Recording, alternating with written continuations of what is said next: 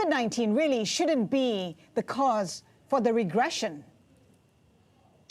Well, we have been tracking this research since 2009, and it was quite surprising because we've gotten used to seeing a higher rate of increase, about 1.2 percentage points increase every year in terms of female representation on the boards of companies at MSCI All Country World Index. And what we saw last year was really that improvement rate was cut in half. That was really at odds with our expectations.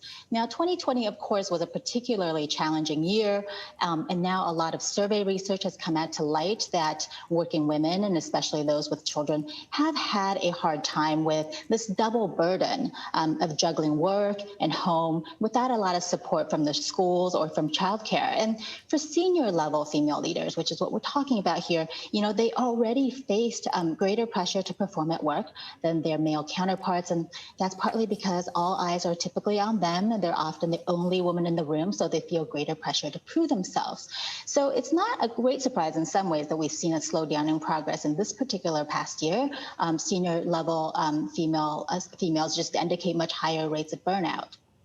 Now, I do want to point out, though, that even though all of this sounds quite negative, we also do actually see some bright spots where we might learn some lessons. So right. In years past, and we have been focusing on this number of companies that reach this tipping point of having 3 women on a corporate board.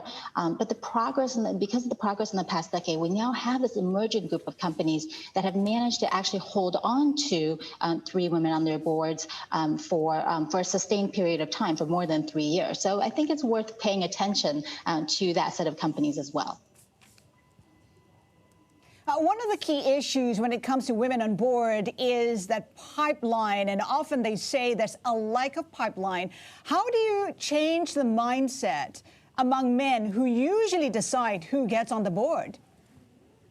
Well, I think that this pipeline issue has been explored, along different dimensions. And really, when we are comparing the skill sets of female board directors versus male board directors, we really don't see much of a difference.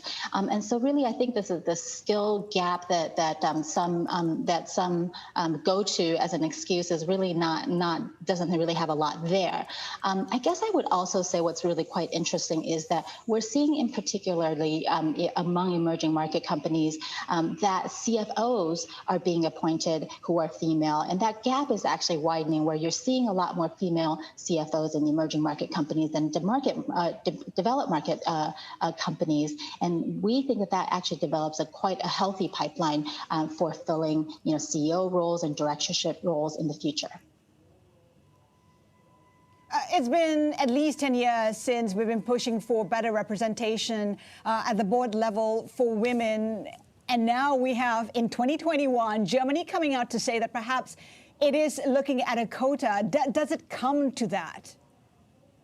Well, we already have seen some quotas in place. So, of course, the countries that are the markets that actually have the highest percentage of women on boards are in those European countries that have actually put in a quota. However, I don't think that is the only reason. I think in the U.S. and in other markets where there have not been a quota, you are actually seeing some progress where, at this point, a number of those markets don't actually have any corporate boards that are all male. And so I don't think that it has to be that you have to mandate a quota. However, that does get you to the progress much more quickly.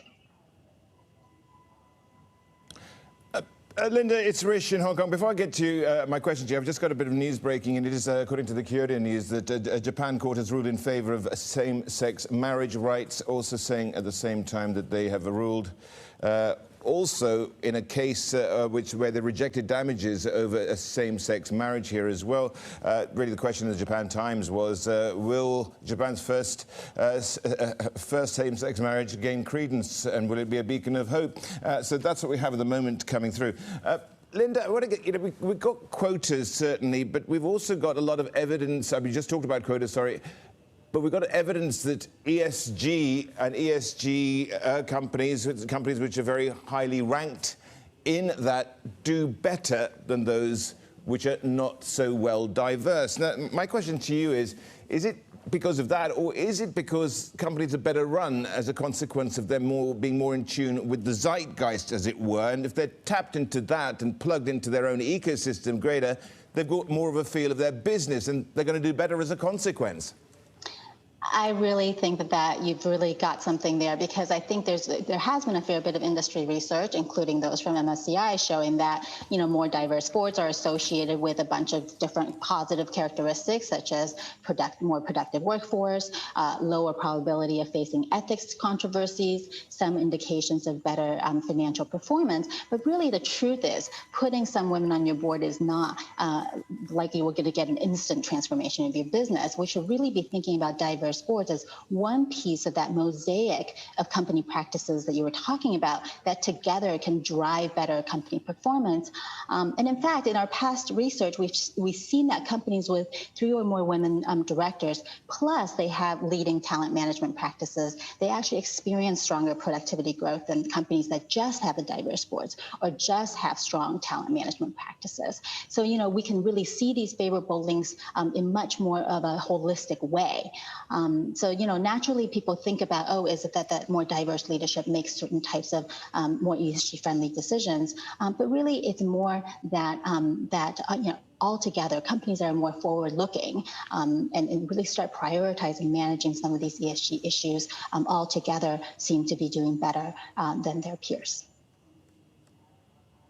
Yeah, absolutely, and so one feeds into the other, doesn't it? I suppose ultimately we can talk a little bit about that. Then we just want to get to some of your findings in a bit more detail, and the countries in this part of the world which are doing badly, and the ones which are doing well.